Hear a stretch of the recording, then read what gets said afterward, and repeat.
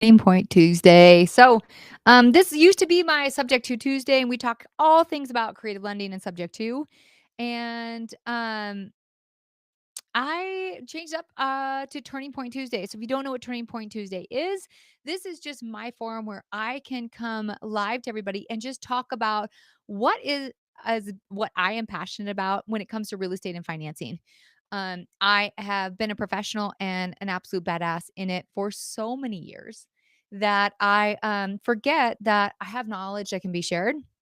And for so many years, I'd say the past probably 6 or 7 years, I've really been quiet about it because I don't want to offend anybody. There's a lot of absolutely amazing um, lenders out there, and I get along with everybody. So instead of making waves and ripples, I'm like, I'm just gonna be quiet and be all by myself. But I'm not done. I'm not doing that anymore. As of this last month in September, and it's the last day of September, I've decided that I'm going to speak the truth and share my knowledge. And if you like it, I'm so excited to share more and hopefully do work with you. And if you're not, that's okay too, because it's the free world and it's free speech. And I want to encourage that from everybody. Don't be afraid of standing up for what you believe in. And I'm a true believer in the art of debate. So, with that being said, we're going to talk about debate a little bit because I'm a passionate debater. I love debating. And this is why I love debating because my view is never, ever, ever, ever going to be the same as someone else's view. We will never agree 100% on anything. It's just not who we are. We're human beings, we're individual. And we have so much background of how we were brought up and our experiences and our traumas that are going to influence what we believe today. And so that's what's so great about debate because debate just lets you voice what you believe in, voice all of the supporting data and documentation and research that you've gotten on your topic, and you share it. And the other person listens, and then you listen to them. And it's an art of listening and understanding and learning. It doesn't mean by the end you're like, oh my gosh, the other person's 100% right. No, is what the point of debate is to understand that you're opening your mind to another view, another thought, another way of looking at things. And I love that. I do that every single day. And I truly believe that that's why I'm so successful in everything I do. So, with that being said, we're going to bring up a topic. And I tagged a few people in Subject to my Gator community and on mine. And I'd love for all my lenders out there to chime in. And whether I've worked with you in the past, whether you're in creative, whether you're in traditional lending, whether you're in commercial lending, I'd love, love, love to hear from you. And this is why. This is a topic that we often just get ridiculed for in lending. And I just think that it's a great one to bring up. So, this is what we're going to talk about, you guys. We're going to talk about quality over volume. So, what in the world does that mean? And why does anyone care about it?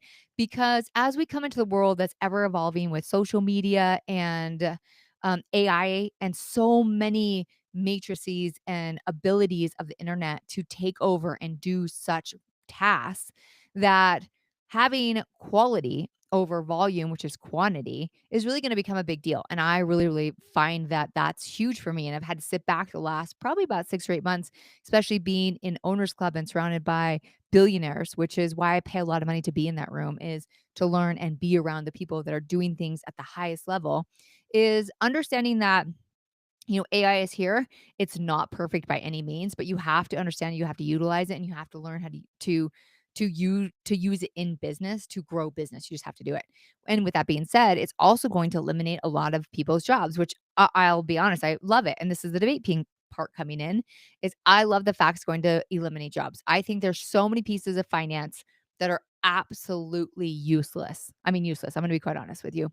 And it starts with the front end. It starts with lenders. Okay. And this is why, again, I want to make sure that everyone knows I'm super excited to have this debate. So do not think that because I'm saying this, that I'm saying everyone else is wrong. This is just my opinion and my view of it for 15 years of dealing with it, and numerous and numerous of clients, and more outweighing any of that is my own personal experience. Okay, so what do I think is the most useless piece about the lending process that I think that AI and computers will take over? And it is simply the front end. I think that not being able to have the utilization of pure guidelines, someone that me and I am really good at what I do because I am a nerd, you guys. I literally look up every single guideline. I have a guideline on my computer right now. It's from a Jet Advantage mortgage, and I'm digging it through. And I'm not just looking at the matrices, I've asked them for their investor guidelines. What do they want? I get to the nuts and the bolts of it. So I can deliver the best information to my clients. All right. 90% of the loan officers out there don't do this. They just jump into it and say, "Hey, I could do your DSCR. I could do it. Are you licensed? No. Oh no, don't worry, I'm not licensed." And that is a big deal to me. I really find it frustrating. Go ahead and do it. Again, not saying, not calling anybody out because I know a lot of people that are not licensed. I just don't prefer that. I think if you are going to be a master at your craft, you should know every angle of it. Now, being licensed, does that make you the master? No, I do a lot of extra work, but I do believe that my butt's on the line. I believe that I am responsible for quoting the correct APR and the correct interest rate. And I understand that there's a consequence if I don't do things right. I think a lot of people are in the front end and they're not doing things right. And then it comes to me and I have to figure it out for them. And then I get a lot of people, they're like, oh man, Jen, I should probably be licensed. And I'm like, yeah, you probably should be licensed or just find another part of the industry that you want to do. Or lastly, you guys, this is more important. Choose one thing that you can be the best at and absolutely master that and then move on to another piece. Because that's the thing with financing. There's endless opportunities. You guys know me. I do traditional lending. I'm a broker, so I can deal with thousands of different lenders. And traditional lending, what is that? So that's Fannie Mae, Freddie Mac, FHA, VA, USDA. Like those are traditional guidelines that I've done for years. I know inside and out. Then we have non QM. I've been doing this for 10 years. I am self employed. I'm a master at helping self employed people. This is using your bank statements. This is using a profit and loss versus any other income. This is just using 1 year tax returns. There's so many possibilities. And then even more, I'm helping my clients understand that why would you put 20% down? Why would you go to a bank, get jumbo, and go through all this nightmare of documentation when you could just turn in one thing? Why wouldn't you do that? And then also, because I do this all the time with myself, going through it and understanding like it's not worth 20% down ever. I don't care what environment we're in. I've been buying real estate for well over, I'm gonna be 45 on Friday. So I mean, my first house, I think I bought, oh my gosh, I think it was 18 or 19 with my first boyfriend in Reno, Nevada. And I know the process very well. I understand from a really young age, I wanted to take an asset, I wanted to fix it up so it would be worth more money. That has never changed even in this market I'm in right now, where the houses aren't selling super fast, they're not going for over market, I still made money on it. It's still an asset. In fact, I just pulled one off the market because the buyer was being so ridiculous and they're so used and the real estate agents are so used to just saying, "Well, this is what the buyer wants." And I said to 'em, "Too bad. I don't care. I'm an investor. Take it off the market. I have 5 people that want to rent this thing as a midterm rental that makes me more money anyways. I can literally break even and turn around and sell this thing in another 12 months and make exactly the dollar amount I want on it." It's just the ability to have experience. And that comes with not me being licensed, understand it, and me having tons of experience. So back to that before I get on the racks, I'm going to make this nice and short for a live because this is Turning Point Tuesday. And Turning Point Tuesday is about the bait. So I want everyone to think about this. I've done tons of volume. My whole business with lending is 100% about volume, which means I wanted and always have gone after. In fact, perfect example. Let's just talk numbers, okay?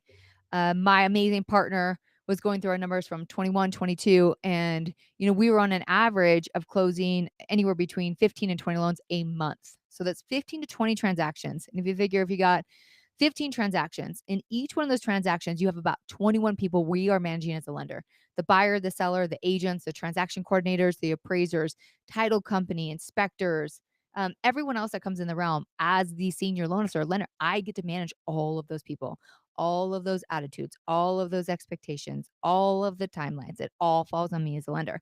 So I got really good at it. And I was coached from the moment I entered into the mortgage industry: volume, volume, volume, volume. You need to make more. If you want to make more money, you got to help more people. And I literally had that in my DNA and in my brain for the last 12 out of 15 years that I've been doing lending. You guys, like it's so beat in my brain. And I think a lot of us do this. Debate me if I'm wrong or you have a different opinion. I'd love to listen to it. But I looked up to those higher level people that are doing that, and that was just the only way to do it. And still to this day, that's what they do: just do more, do more. But it's crazy. The last 2 to 3 years, specifically, it's actually been about 4 years now, when I got so burnt out that I quit. I like handed my business off and I quit. I said, I'm done. I can't handle this anymore. I sold everything. I liquidated all of my assets and walked away from million plus dollar business, and just to give it all up because I was so burnt out of managing people and getting beat up by everybody in every avenue. And I just gave up. And that was my first taste of understanding, like, wow, what if I just focused on, and again, I'm didn't learn my lesson right away. So I decided, instead of I just switched entire gears. I'm one of those really dramatic people. I go pull the cord. I'm done with mortgage. I'm going to go buy businesses and invest in real estate instead of help people buy it. I'm going to do it myself. So I went and bought businesses, and it was fantastic. Very good lessons learned there. So I'm 10 times better 3 years later than I was the first year I did it. And I took a million plus portfolio of real estate, sold it, cut it up, bought a whole bunch of different real estate, including businesses assets, and now I have a multi-million-dollar portfolio of businesses and real estate. And that was the biggest advantage, and that's what I talk about mostly to people I coach and people that come and ask questions. Is it's so important to me, you guys. It was risky. Did I sell properties? Did I liquidate a million plus dollars worth of real estate? Yes. I did that, I converted it, and I turned it into multi-million dollars, and that's what makes it so important to take risks, you guys. So, that's where that came from, and, but the last 3 years has really, really been, and especially today sitting here, I'm gonna be 45 on Friday. This is a new year for me 'cause it start over in August, and the important thing is that I have completely switched gears after all the lessons I've learned. I take what I learn, I implement business, and now we're back to quality. This means I'm only helping my commercial clients that are the highest level, that work with me, that know what they want. So I'm helping 1 to 2 to 3 people a month in commercial and 1 to 2 in traditional mortgage. That's it.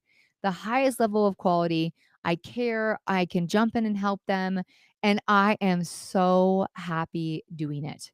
And it really comes down to, and again, here's the debate piece. Please, please debate me if you feel like you've got other things that I should know about. I would love to hear them because I had lost everything, all my desire, got in, built it, fell in love with real estate again, got back into lending because I had a passion for it, but understood that I had to incorporate joy into my life. I had to love what I like, love what I did every day, instead of making it about a dollar bill. And it's so easy to get right back in there, which I started to do. I started to be like, okay, well, oh my gosh, well, we could do 30, we could do 10, we could do 15. I hired 3 people. I'm like, okay, well, in order to make $60,000 a month per person, we got to be closing 22 deals. And like my brain just clicked and did that. And then I was miserable again. And I said, okay, wait a minute, eliminate useless, come back to just 2 solid people, do a total of like 6 to 7 loans a month, and live an amazing life and do it the right way, and make sure that I was bringing joy. So now I'm making more money, investing in more real estate, buying more businesses, and I'm happy, right? And even more, aside from all that BS, I'm building a business. This is the first time since my mortgage company that I built a business 100% on my own, and it is so freaking awesome. And I just wish, and sometimes, that I was a faster learner. And when I started listening to Cody Sanchez 3 years ago now, I wish I really had listened to her and just bought businesses and started creating my businesses because wow, it's so inspiring to do. And I hope all of you guys can get out there. So that's my Turning Point Tuesday. Be loud, be proud. State what you love to do and don't ever hesitate to talk about it. I hesitated for years and years and years. I'm not doing anymore, you guys. I love where our economy is at right now. I love what's happening in the United States because business is coming forward. We are making people accountable for money that government's losing and where it's going, and just making everyone accountable, because as a business owner and someone that's had to pay tax insurance, I want this. I want to know where all my money's going. I don't want to pay a ton of taxes. I want more people to own businesses. I want less people to go to college. It's such a joke. Did I go? Yes. Did I pay the money? Yes. 100%. Um, but after learning and going through it and paying all that money, and I don't use it, not one piece of it. Not even the teensy piece of the college that I paid hundreds, or not hundreds, but I think I paid the whole way, and I still paid $60,000 for my degree. I don't use it. And I just hope that we get back in a world of people being like, "Hey, I wanna I want to join a trade. I want to work for one of Jen's companies, whether it's be electrician or septic company or welding company. And Jen, I want to own one a business like you. And I want to help them learn their way through the trade. And then I want to help them buy the business from me. I want that to be the world that my boys and their wives and their children grow up in, because that will create a better world. And we've lost that somehow. I want dudes. I want my boys to be men and caretakers and workers and make a change in this world. And I've been so afraid to say that for so long. And that's just sad for my own heart, but I'm excited to just say about. And so here we are. And that's what we're doing. Um, so that's it. And that's my Turning Point Tuesday. And of course, this is all inspired by Charlie Kirk.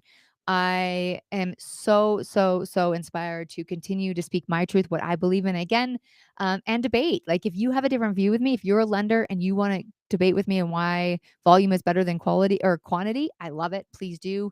Let's come on my podcast. Badass Boss Jen launches on Friday.